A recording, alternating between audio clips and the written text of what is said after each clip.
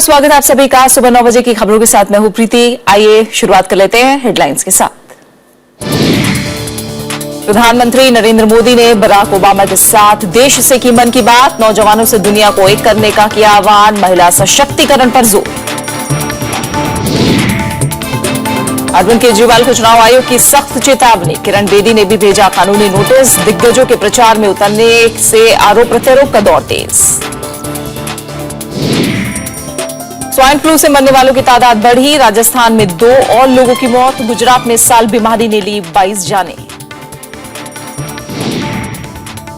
Greece की नई सरकार का राहत पैकेज की शर्तों पर फिर से बात करने पर जोर। यूरोपीय संघ ने वादे पूरा करने को लेकर किया आगाह।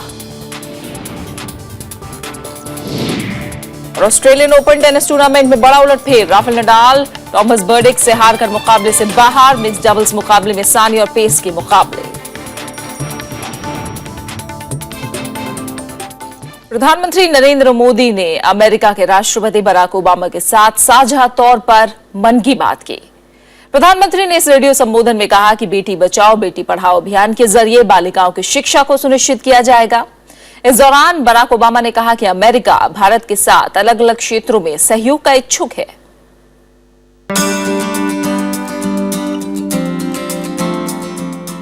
अपनी बेटियों के लिए आपके स्नेह के बारे में सारी दुनिया जानती है।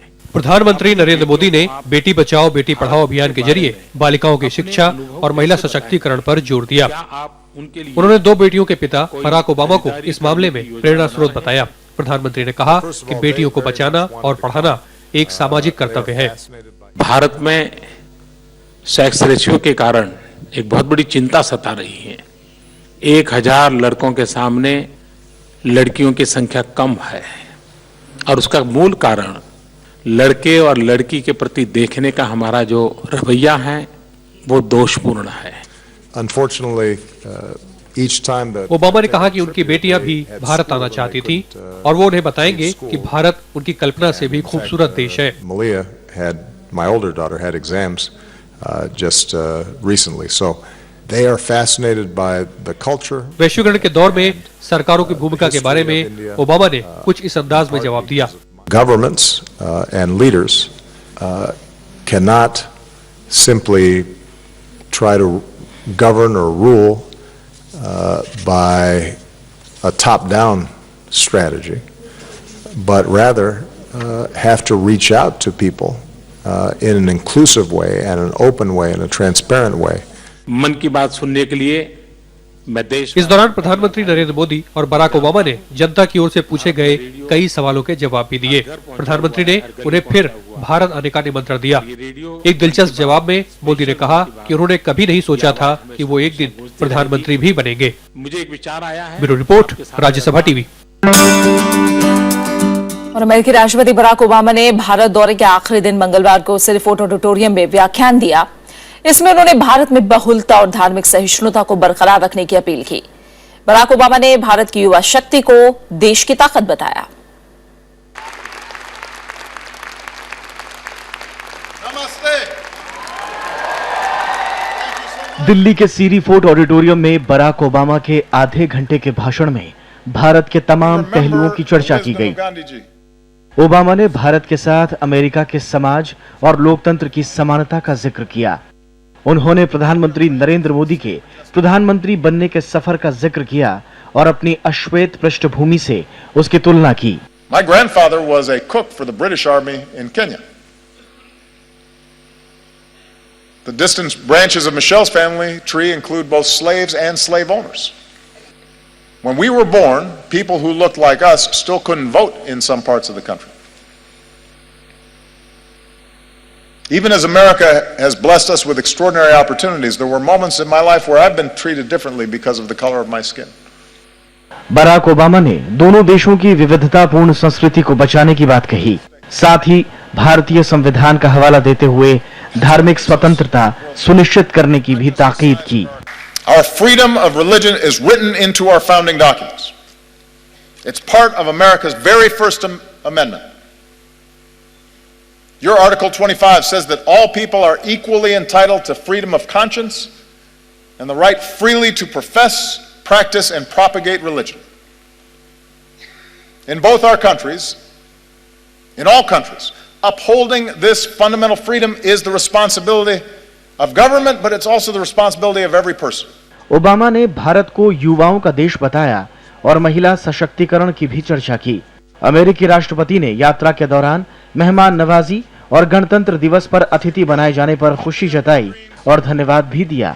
जय हिंद, थैंक यू, जय हिंद। राष्ट्रपति बराक ओबामा ने खास तौर पर धार्मिक सहिष्णुता का जिक्र किया और भारत और अमेरिका की विविधता का जिक्र किया। मतलब साफ है, राष्ट्रपति बराक ओबामा समझते हैं कि प्रधानमंत्री नरेंद्र मोदी की सफलता के राह में धार्मिक असहिष्णुता की राजनीति बाधक आ सकती है। संभवतः बीजेपी राष्ट्रपति बराक ओबामा की इस नसीहत को समझेगी। राज्यसभा टेलीविजन के लिए कैमरा पर्सन दुष्मंता के साथ दिल्ली से अखिलेश सुमन। राष्ट्रपति बराक ओबामा की यात्रा ने भारत और अमेरिका के रिश्तों पर बरसों से जमी बर्फ को पिघलाने में मदद की है। दोनों देश नए सिरे से एक साथ चलने को तैयार दिख रहे हैं। ओबामा के इस दौरे से भारत के विकास में एक नई आशा का संचार भी हुआ है।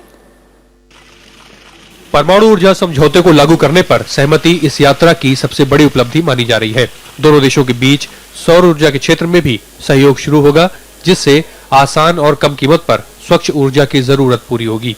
अमेरिका ने भारत को बुनियादी ढांचे में मदद का भरोसा दिया है, जो मेक इन इंडिया के सपने को पूरा करने के लिए जरूरी है। As India pursues more trade and investment, we want to be first in line. We're ready to join you in building new infrastructure, the roads and the airports, the ports, the bullet trains to propel India into the future.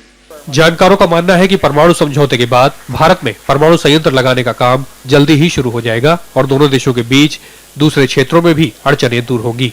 ये जो परमाणु मुद्दा था, जो पिछले 6 साल से 2008 से लेके 2014 तक एक आध ऐसे जटिल जो उसके पहलू थे, अर्थात न्यूक्लियर लायबिलिटी क्लॉज और अमेरिका के तरफ से जो वो इंस्पेक्शन के राइट्स मांग रहे थे, ये 5-6 साल से विपक्षी रिश्ते को इसने एक प्रकार से बहुत भारी रुकावट कर दिया था। दोनों देशों के बीच हुआ रक्षा सहयोग समझौता एक नई पहल है। इसके तहत रक्षा सामग्रियों का संयुक्त विकास और भारत में उनका उत्पादन होगा। ड्रोन और जेट के इंजनों के अलावा अन्य 4 रक्षा कार्यक्रमों में फिलहाल ये सहयोग आगे बढ़ेगा। कांग्रेस ने भी बराक ओबामा की इस यात्रा को महत्वपूर्ण बताया है। Well, this has been a very important visit for India. The President of United States of America, Barack Obama, is much liked here. Namaste. America ने एक बार फिर संयुक्त राष्ट्र सुरक्षा परिषद में स्थायी सदस्य के रूप में भारत की भागीदारी में मदद करने का भरोसा दिया है। इसके साथ ही ओबामा ने एशिया प्रशांत इलाके में भारत के योगदान को महत्वपूर्ण माना है।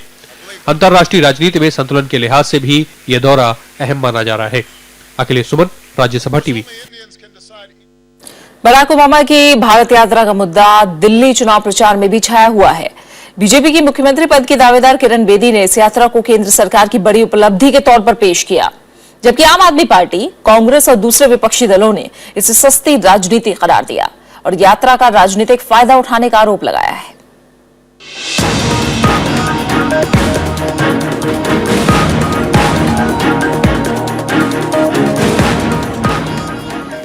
बीजेपी की मुख्यमंत्री पद की दावेदार किरण बेदी अब बराक ओबामा के नाम पर वोट मांग रही हैं। अगर दिल्ली अपने सारे देश के साथ, जिसको आज उड़ान के लिए नरेंद्र मोदी जी हमको ले जा रहे हैं, ओबामा जी ऐसे नहीं आते। किरण बेदी को गणतंत्र दिवस की परेड में न्योता भी विवाद का मुद्दा बना था। उसके बाद उनकी चुनाव सभाओं में बराक ओबामा की यात्रा का जोर शोर से जिक्र होना विपक्ष को नहीं भा रहा है। विपक्ष का कहना है कि कम से कम गणतंत्र दिवस का राजनीतिक इस्तेमाल ना हो। ओबामा का नाम क्यों इस्तेमाल करना पड़ रहा है किरण बेदी को? क्योंकि उनके पास दिल्ली के मुद्दों पर बात करने के लिए कुछ सब्सटेंस नहीं है। वो उनके पास कोई रोड मैप नहीं है कि दिल्ली में हर घर साफ पानी कैसे पहुंचाया जाए। आम आदमी पार्टी उसके बारे में बात कर रही है, वो ओबामा के बारे में बात कर रही है। The kind of prominence which they attempted to give to their chief ministerial candidate is something which is unprecedented and is a violation of all norms of established protocol. BJP का कहना है कि ओबामा की यात्रा के दौरान हुए समझौते प्रधानमंत्री नरेंद्र मोदी के विजन का नतीजा है और अगर पार्टी इसका श्रेय ले तो भला इसमें बुराई भी क्या है। लगातार अनेक देशों के राष्ट्राध्यक्ष यहाँ आ रहे हैं और जिस तरह से वो निवेश की यहाँ घोषणा करके जा रहे हैं, तो हमारे लिए तो प्राउड की बात है, प्रत्येक भारतीय के लिए गर्व की बात है। इससे पहले हरियाणा, महाराष्ट्र, झारखंड और जम्मू कश्मीर के विधानसभा चुनावों के दौरान भी प्रधानमंत्री नरेंद्र मोदी की विदेश यात्राओं के दौरान दिए भाषणों का जोर शोर से प्रचार किया गया था। प्रधानमंत्री नरेंद्र मोदी दिल्ली विधानसभा चुनाव प्रचार में बीजेपी के लिए 4 रैलियां करने वाले हैं और उन रैलियों में जुटने वाली भीड़ इस बात का लिटमस टेस्ट होगा कि ओबामा की विजिट के बाद दिल्ली में नरेंद्र मोदी का जादू कितना बढ़ा है। श्याम सुंदर, राज्यसभा टीवी, दिल्ली। वहीं वोट के बदले नोट बयान के मामले में चुनाव आयोग ने अरविंद केजरीवाल को कड़ी चेतावनी दी है। आयोग ने कहा है कि वो इस तरह के बयान देना बंद करें। केजरीवाल ने मंगलवार को चुनाव आयोग के तीसरे नोटिस का जवाब दिया। अरविंद केजरीवाल की मतदाताओं से वोट के बदले नोट लेने की अपील पर चुनाव आयोग ने सख्त रुख अपनाया है। आयोग ने कहा है कि इस तरह के बयान आदर्श आचार संहिता के उल्लंघन के साथ साथ भारतीय दंड संहिता की धारा 171B का भी उल्लंघन है। केजरीवाल ने 24 जनवरी को दिए जवाब में भविष्य में ऐसा नहीं करने की बात कही थी। हालांकि आम आदमी पार्टी ने कहा है कि वो चुनाव आयोग के फैसले का सम्मान करती है। सारे लोग चुनाव आयोग का सम्मान करते हैं और चुनाव आयोग के नियमों से बंधे हुए हैं, तो अगर कोई निर्देश चुनाव आयोग का है तो निश्चित रूप से उस पर गौर करेंगे। बीजेपी ने केजरीवाल के ऐसे बयानों को दिल्ली की जनता का अपमान बताते हुए कड़ी से कड़ी कार्रवाई करने की अपील की है। मैं मानता हूं कि चुनाव आयोग को बहुत स्ट्रांगली इन सब चीजों पर रिएक्ट करना चाहिए और इस तरह का एक कोई फैसला लेना चाहिए जिससे इस तरह की बयानबाजी करने से पहले लोग एक बार सोचें कि भाई उनके बारे में चुनाव आयोग कड़ा फैसला भी ले सकता है। इस बीच चुनाव आयोग के मुताबिक आचार संहिता उल्लंघन को लेकर अब तक 132 एफआईआर दर्ज कराई गई हैं, जिनमें सबसे ज्यादा 58 एफआईआर आम आदमी पार्टी के खिलाफ है, तो बीजेपी के खिलाफ 28 और कांग्रेस के खिलाफ 27 एफआईआर दर्ज हुई है। Bureau report, Rajya Sabha TV. Arvind Kejriwal की मुसीबतें यहीं खत्म होती नजर नहीं आ रही हैं। अब बीजेपी नेता किरण बेदी ने अरविंद केजरीवाल को इजाजत के बगैर उनकी तस्वीर इस्तेमाल करने के लिए कानूनी नोटिस भेजा है। आम आदमी पार्टी नोटिस का आज शाम तक जवाब दे सकती है।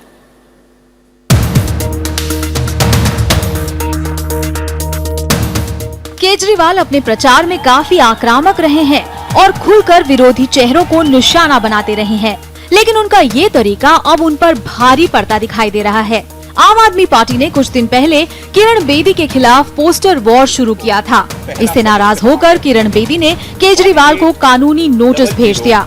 बेदी का कहना है कि इजाजत के बगैर उनकी तस्वीर का इस्तेमाल करने का हक आम आदमी पार्टी को नहीं है।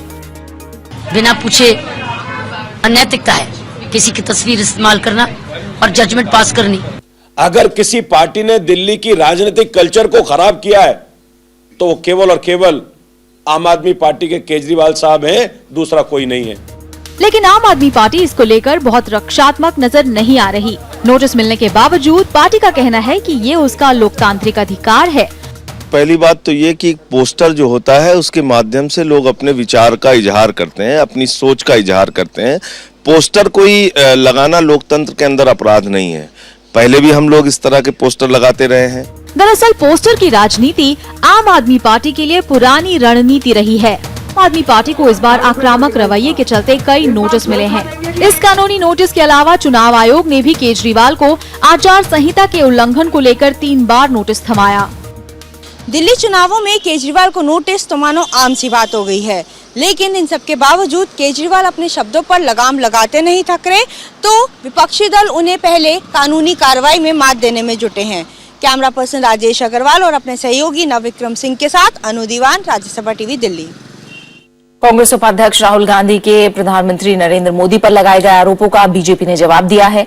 वेंकैया नायडू ने कहा है कि कांग्रेस को नकारात्मक राजनीति की जगह जमीनी हकीकत स्वीकार करनी चाहिए। मंगलवार को दिल्ली में प्रचार शुरू करते हुए राहुल गांधी ने प्रधानमंत्री नरेंद्र मोदी पर निजी प्रचार करने का आरोप लगाया था। राहुल गांधी ने रोड शो के जरिए दिल्ली में चुनावी प्रचार का बिगुल फूंका। कांग्रेस उपाध्यक्ष ने कालका जी की पुनर्वास कॉलोनी ट्रांजिट कैंप में रोड शो से प्रचार की शुरुआत की। इसके बाद राहुल गोविंदपुरी की राजीव गांधी कॉलोनी में गए। राहुल ने लोगों से मुलाकात की और दिल्ली की जनता के लिए बिजली, पानी और छत का वादा किया। 3 मुद्दों पर हम फोकस करेंगे। कम से कम दाम पे बिजली और पानी, जो हमारे टेम्पररी वर्कर्स हैं, कॉन्ट्रैक्ट लेबरर्स हैं, उनको हम परमानेंट करने की बात कर रहे हैं, और अंत में राइट टू शेल्टर, मतलब हर एक गरीब व्यक्ति को एक छत का अधिकार। राहुल ने दिल्ली चुनाव के मुद्दों के साथ साथ राष्ट्रीय मुद्दे भी उठाए। उन्होंने प्रधानमंत्री नरेंद्र मोदी पर भी निशाना साधा। प्रधानमंत्री जी पीआर कर रहे हैं, अपना पर्सनल पीआर कर रहे हैं, मगर कॉन्क्रीट एक काम नहीं हुआ है। रियलिटी ये है और जनता ये पूछ रही है कि बातें कब बंद होंगी, काम कब शुरू होगा। कांग्रेस पार्टी ऐसी हालत में क्यों पहुंच गया?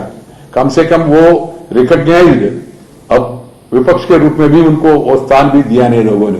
ये स्थिति क्यों पहुंच गया? कांग्रेस पार्टी अंतर्मदन करना, अंतर विचार करना करके थोड़ा जो अपना गलतियों को स्वीकार करके सुधार के आगे बढ़ने के लिए प्रयास करे तो कांग्रेस के लिए अच्छा होगा। दिल्ली में चुनाव प्रचार के लिए महज 10 दिन का समय बचा है। ऐसे में राहुल के देरी से चुनाव प्रचार में उतरने को लेकर भी सवाल उठ रहे हैं। दिल्ली में एक बार फिर सत्ता पाने की होड़ में कांग्रेस पार्टी अनाधिकृत कॉलोनियों और ग्रामीण इलाकों में रहने वाले लोगों को लुभाने में जुटी है, और साथ ही उन लोगों को भी मनाने की कोशिश की जा रही है जो कि पिछले चुनाव में आम आदमी पार्टी के साथ चले गए थे। कैमरा पर्सन स्मृति के साथ विशाल दहिया, राज्यसभा टीवी, दिल्ली। जम्मू कश्मीर से 4 राज्यसभा सीटों का चुनाव दिलचस्प मोड़ पर पहुंच गया है। नेशनल कॉन्फ्रेंस ने कांग्रेस उम्मीदवार गुलाम नबी आजाद के समर्थन का ऐलान कर दिया है। बीजेपी और पीडीपी ने पहले ही इन सीटों के लिए 2-2 उम्मीदवार उतार दिए हैं। आज नामांकन का आखिरी दिन है। जम्मू कश्मीर में 4 राज्यसभा सीटों के चुनाव सूबे में नई सियासी हलचल की तरफ इशारा कर रहे हैं। विधानसभा चुनाव में अलग अलग चुनाव लड़ने वाली कांग्रेस और नेशनल कॉन्फ्रेंस इस चुनाव में एक बार फिर से साथ आ गए हैं। दिल्ली में कांग्रेस अध्यक्ष सोनिया गांधी से मुलाकात के बाद उमर अब्दुल्ला ने कांग्रेस उम्मीदवार गुलाम नबी आजाद को समर्थन देने का ऐलान किया। उधर बीजेपी और पीडीपी ने भी 2-2 उम्मीदवारों के नामों की घोषणा की है। बीजेपी ने पूर्व प्रदेश अध्यक्ष शमशेर सिंह मनहास और वरिष्ठ नेता चंद्रमोहन शर्मा को प्रत्याशी बनाया है। 2014 के विधानसभा चुनाव में पीडीपी ने 28, बीजेपी ने 25, कांग्रेस ने 12 और नेशनल कॉन्फ्रेंस ने 15 सीटें जीती थी। पहली 2 सीटों के जीतने के लिए कम से कम 44 वोटों की दरकार होगी। संकेत ये भी है कि कुछ निर्दलीय विधायक भी कांग्रेस और नेशनल कॉन्फ्रेंस का समर्थन कर सकते हैं। माना जा रहा है कि ये चुनाव सूबे की नई सरकार के गठन की दिशा भी तय करेंगे। चारों सीटों पर 7 फरवरी को मतदान होगा। Bureau report, Rajya Sabha TV. और फिलहाल यहाँ रुकना एक छोटे से ब्रेक के लिए, जल्द वापस लौटेंगे।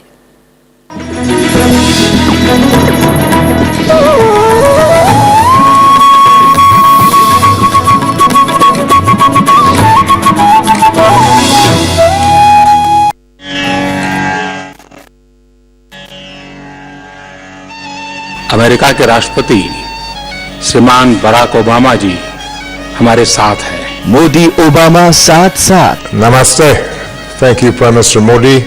देखिए मन की बात बुधवार दोपहर 12:30 बजे सिर्फ राज्यसभा टीवी पर। इस अंक में राज्यसभा की टीम आ पहुंची है भारत पाकिस्तान सरहद पर। रात को फायरिंग शुरू कर देता है, जिसकी वजह से सिविलियन गांव को भी टारगेट करता है और हमारी बीओपी को भी टारगेट करता है। फिर मजबूरन हमको रिटेलिएट करना पड़ता है। अगर लड़ाई करनी है तो सीधे तरीके से लड़ाई करें। बॉर्डर पे कोई नहीं रहना चाहता है। पिछले 6 महीने में 2 बार हमारे पास हैवी शेलिंग हुई है। क्या है भारतीय विदेश नीति की सबसे बड़ी चुनौती? देखिए हमारी स्पेशल रिपोर्ट सरहद के शिकार में, बुधवार रात 10:30 बजे सिर्फ राज्यसभा टीवी पर।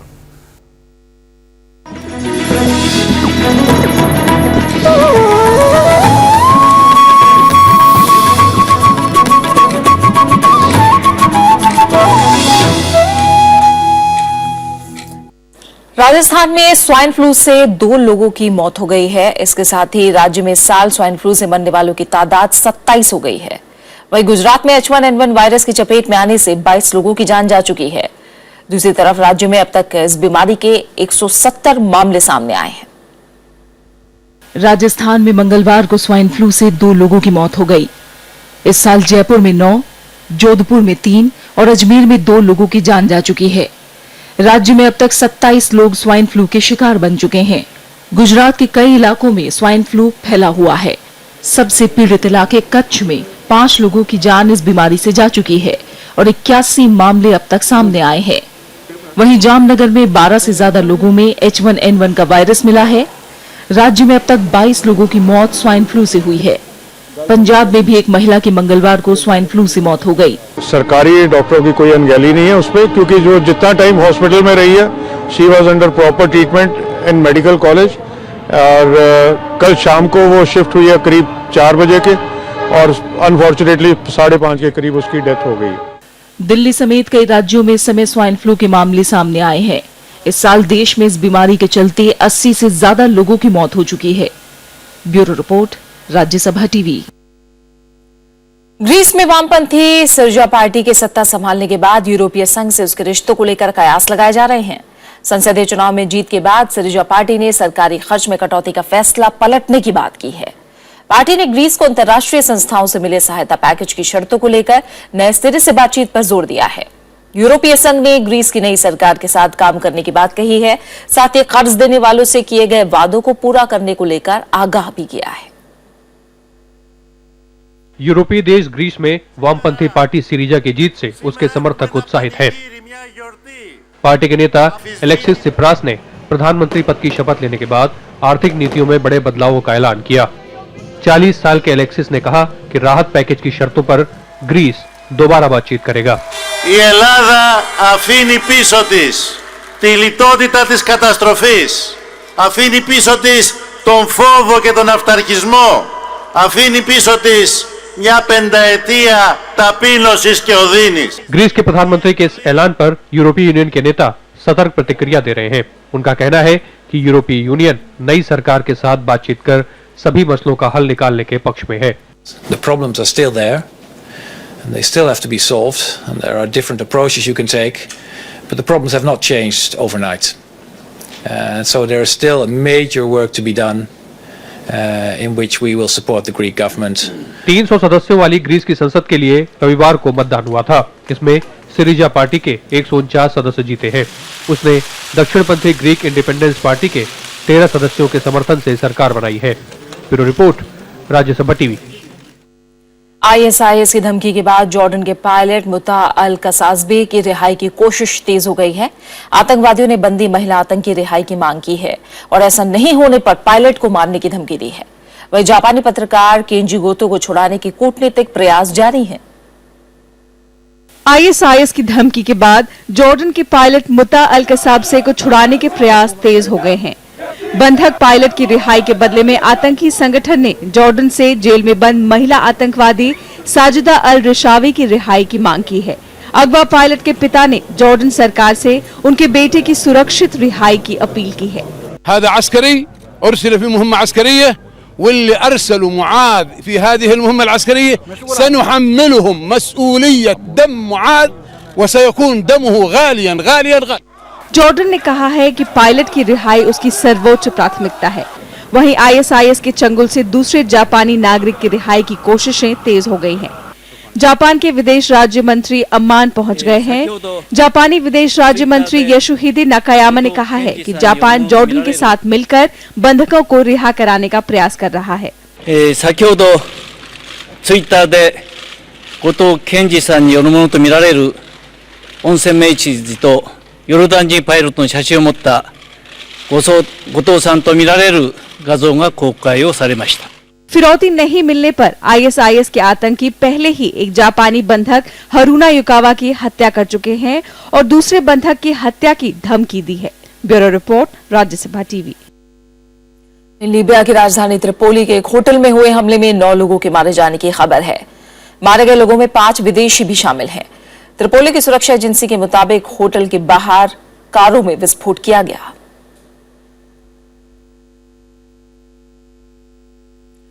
अमेरिका के ज्यादातर हिस्सों को बर्फीले तूफान ब्लिजर्ड ने अपनी चपेट में ले लिया है। अलग अलग शहरों में हो रही भीषण बर्फबारी ने लोगों की रोजमर्रा की जिंदगी पर लगाम लगा दी है। इसका सबसे ज्यादा असर बॉस्टन, न्यू जर्सी और न्यूयॉर्क पर देखने को मिल रहा है। कारोबार और परिवहन व्यवस्था पर इसका बुरा असर पड़ा है। ब्लिजर्ड का सबसे ज्यादा असर न्यूयॉर्क पर पड़ा है। यहाँ परिवहन व्यवस्था बुरी तरह प्रभावित हुई है। इस बीच रेलवे लाइनों पर बिछी मोटी बर्फ को हटाने की जद्दोजहद जारी है। भीषण बर्फबारी को देखते हुए यहाँ की ज्यादातर स्कूल और कॉलेजों को बंद कर दिया गया है। I mean, this is like a once-in-a-lifetime opportunity, so I'm just glad the cops haven't told us we can't do it yet. ये नजारा है बॉस्टन शहर का। मौसम सामान्य होने पर यहाँ भारी भीड़ देखी जाती है, लेकिन ब्लिजर्ड के चलते यहाँ की ज्यादातर दुकानें बंद हैं। लोग यहाँ भारी बर्फबारी का लुत्फ उठा रहे हैं, वहीं दुकानदार इसे लेकर थोड़ा परेशान भी हैं। The transportations are shut down, so I can see their point, you know. I feel for them because I know they're losing money because it's a good money day for certain businesses, especially like a pizza shop, but, you know. New Jersey शहर जो अपनी ऊंची ऊंची खूबसूरत इमारतों के लिए जाना जाता है, ब्लिजर्ड के आगोश में समाया हुआ है। आलम यह है कि ट्रकों में भरकर बर्फ को ठिकाने लगाया जा रहा है। यहाँ 20 से 30 इंच मोटी बर्फ जमा है, जिसे क्रेन की मदद से हटाया जा रहा है। हालांकि आने वाले कुछ दिनों में हालात सामान्य होने की उम्मीद है।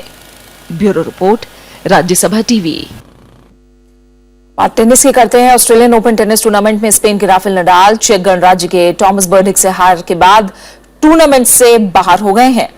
टॉमस ने तीनों सेटों में जबरदस्त खेल दिखाकर 6-2, 6-0 और 6-5 से शानदार जीत दर्ज की।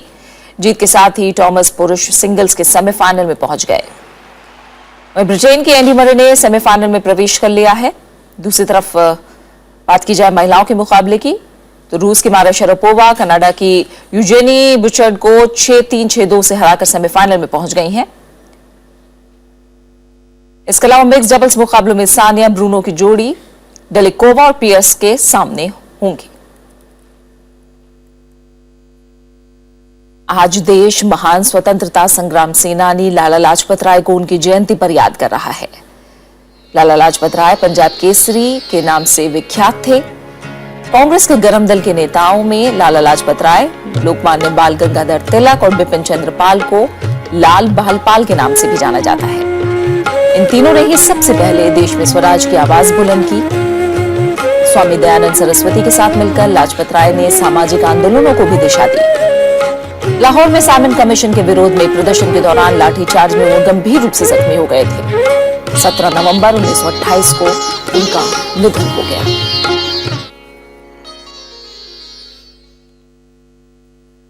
सोहराब मोदी हिंदी फिल्मों में एक दौर था जब डायलॉग अदायगी का एक खास अंदाज हुआ करता था। उसमें कलाकार अपनी बात उपमाओं और अलंकारों से सजाकर बड़े ऊंचे लहजे में कहा करते थे। इस विधा को हम पारसी थिएटर से जोड़ते हैं। हिंदी सिनेमा में इस विधा को लाए मशहूर निर्माता, निर्देशक और अभिनेता सोहराब मोदी। आज ही के दिन 1984 में उन्होंने इस दुनिया से विदा ली। आइए याद करते हैं सोहराब मोदी को उनके कुछ चुनिंदा डायलॉग्स और उनकी फिल्मों के गानों के जरिए।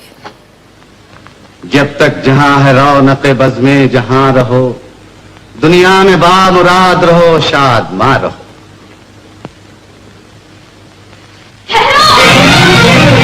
क्या मैं पूछ सकती हूँ कि रोमन कानून की नजर में उस शख्स की क्या वक़्त है जो एक लड़की को मोहब्बत के झूठे ख्वाब दिखाकर उससे आखिर फेर ले?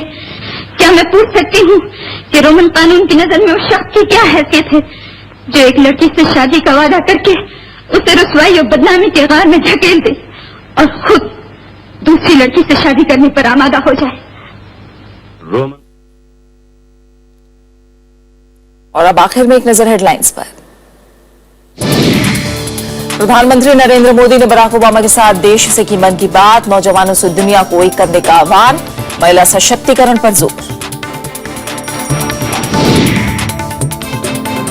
अरविंद केजरीवाल को चुनाव आयोग की सख्त चेतावनी। किरण बेदी ने भी भेजा कानूनी नोटिस। दिग्गजों के प्रचार में उतरने से आरोप प्रत्यारोप का दौर तेज।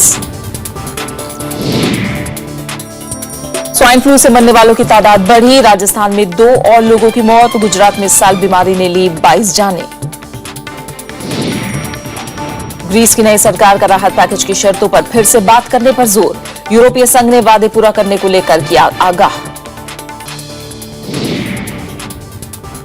ऑस्ट्रेलियन ओपन टेनिस टूर्नामेंट में बड़ा उलटफेर। राफेल नडाल टॉमस बर्डिक से हारकर मुकाबले से बाहर। मिक्स डबल्स मुकाबलों में सानिया और पेस के मुकाबले।